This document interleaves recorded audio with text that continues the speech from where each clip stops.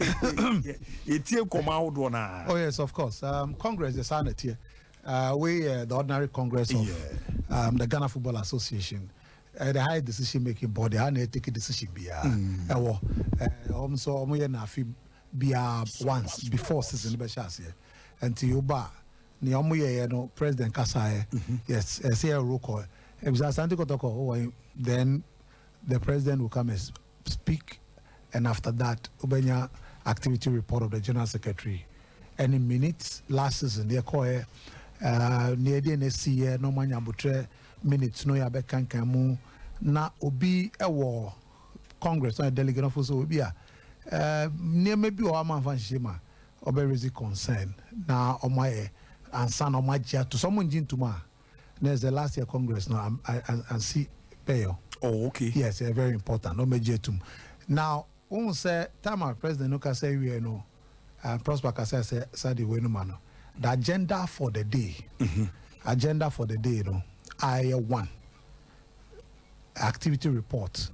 SICASEM financial statement audit report. I no ye near ma. SOMPA sports. Yes, ye jitum na ono ache. Senji tuma onche. So the agenda must be affirmed by the Congress.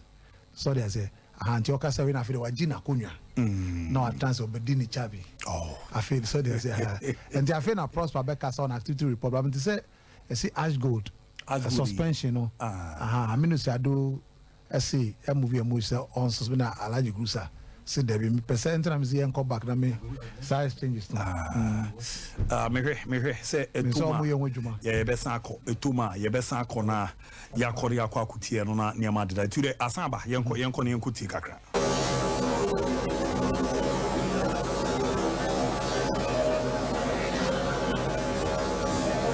So those in favor 67, those against 17. So the motion is carried. Thank you.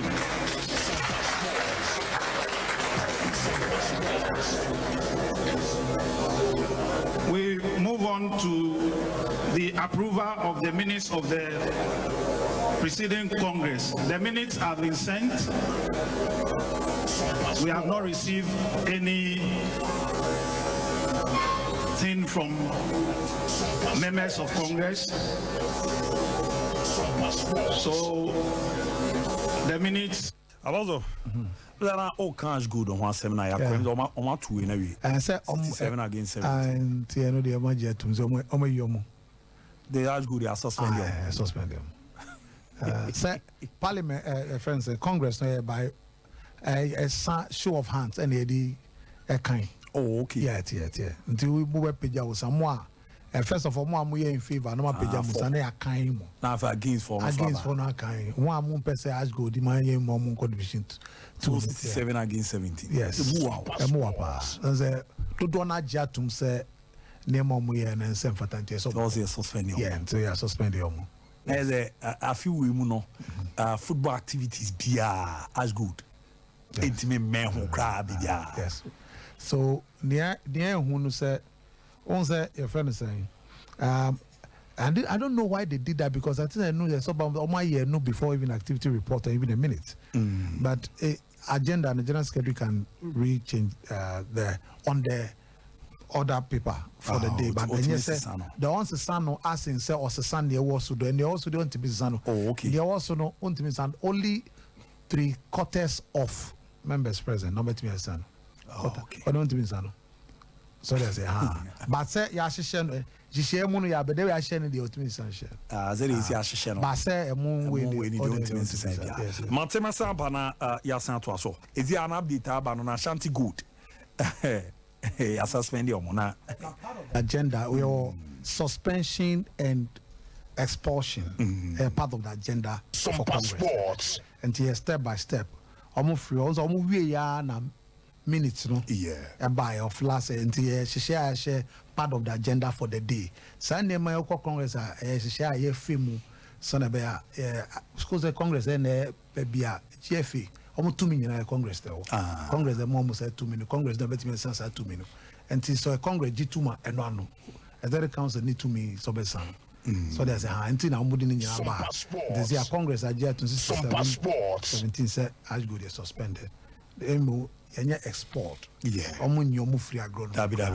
But I suspended, yes. And we minutes na obeba afina ono prosperous na do no esquire.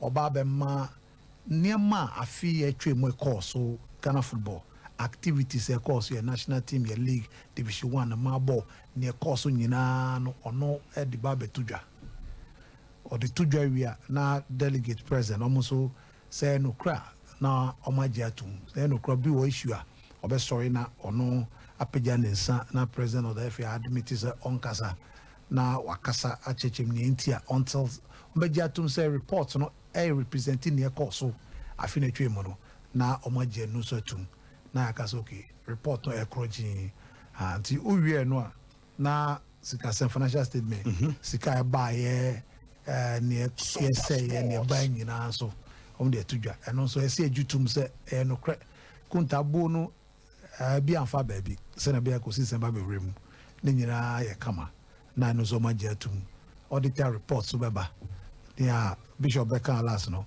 the report to be tabled the auditor of tabled by the auditor NIPA representative of audited firm no firm na audit FA no Bakatili. Yes, so I'm a rep. SOMPA Sports. No, I bet you no, they are too many.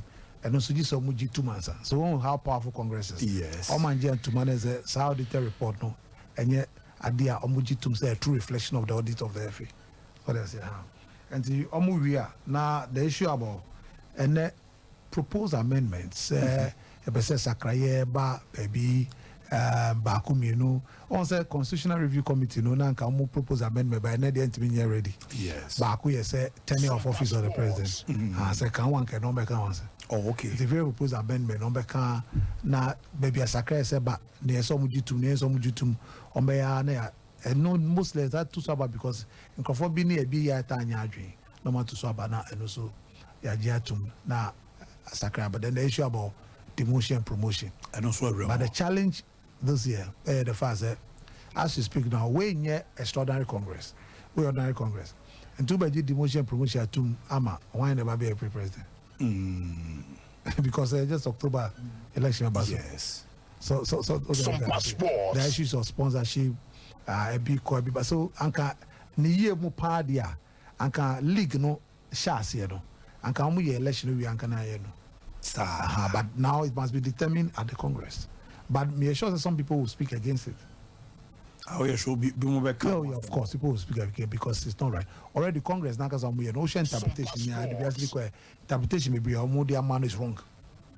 But the statute is wrong. Unfortunately, interpretations that don't lie in their head for the statute.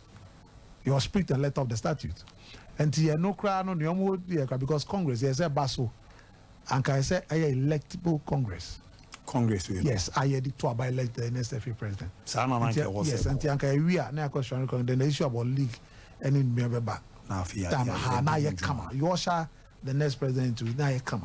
Okay. But we are I did not be because league never shall say that. Is it October? A shall say after election. I will start September. I mean we don't know it. I can't take that decision. When they'll table it, but people will speak against it. I'm table and people will speak against it. It's not right. But anyway, Ghana no that's what it is. SOMPA Sports. Get consent power. Ansem de wakin bi pa. But mami correct way. The Ghana, the juvenile football. Please. Sad. In fact, Mr. GFA was the chairman of the juvenile committee of Ghana Football Association. Please, it's very important. And no, we had a National Juvenile Association, chaired by Roger Jeffrey. No. Their name may be a matter of fact. Anyway, a juvenile, a chair. Yes. I know George Fee Craman a chair. Or daddy. So, name may be anyway, it's just a matter of fact, correcting idea error in his presentation that I ordered that. So they say, the mat near my coast football there. You're very careful because first of all, coast football, now because I see a shiny ye. They say I know football I am more science.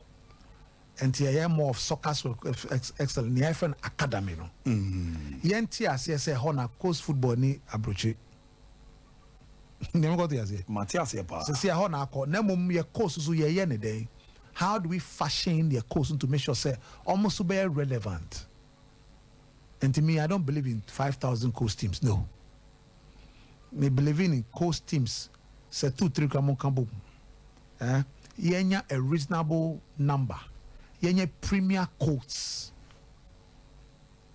is Ashanti or premier coats NAB award division 1 coats sizable number na yentimi mbo mu ye na yenya nhye ma mo wan mu na coats no do dia mo coach coats coach out of passion you making sure say you train na just one off train no the coast coaches baby omumu no is omuko abroche no because basics no nyina honef SOMPA dodo na na so omuko ayas mo omuko Spain ko Barcelona mo ne Madrid mo enkoko sua hawa nkola ye titi nkola ndie ne age piano that is where those are the things I want to hear because se akola no frio na ya man no basic entity no from sa Nicola Bremer obenyino na waketri or which is what we are experiencing today. So we need to get to the level where we should have a coach premier. Yen cutting the numbers. And yet do one coach fighter, then you do one here. Lian few numbers across the nation, region beyond. Yen what cut off point. Nian share how I bet me so bet me a magic, no problem. That yas bomo even amphibians kasem football jerseys. Ya bomo ye. Yen mom call Omombe winning for even a regional tournament. Ebia Ashanti region. Me fan second baby with the regional coast championship. Yemo on to be called international tournament. As Ofiana. Yeah. Na wako international level. Those are the things, the experiences the young people have. They say like youth teams. They friends saying, right to dream. Atta Poku youth yes. So that Wafa started that thing. Let all the regional champions, they should go. There are so many youth tournaments in the world. Or let me participate. One year experience. They be a big cry. So they say, those are the things that we for what they have said about course, the boss and the rest here, but it's highly inadequate. Because you see, the way forward is having a sizable number. You bet sure Sabe Ubia yen file regulation to you Ubia can sorry so be Tico's team. There should be regulation to make sure say before because of Tico's team no cry bed the amount. She said when meeting which says be Ubetimi Bobetimi Shankolani Ubetimi Tobut in the mamma say ball back $100,000 is good, but 5,000 teams balls on your ball back on a club back over here. Something like and then what? Yes. And Yakono. And Yakono. And Yakama. And Yakama. And Yatimi Shomuyi. And one of Bebois. Yes. We have three phases. We are you the school's football. School's football no so ye. Because school football no me the major backbone. Because I did a complementary course by school football.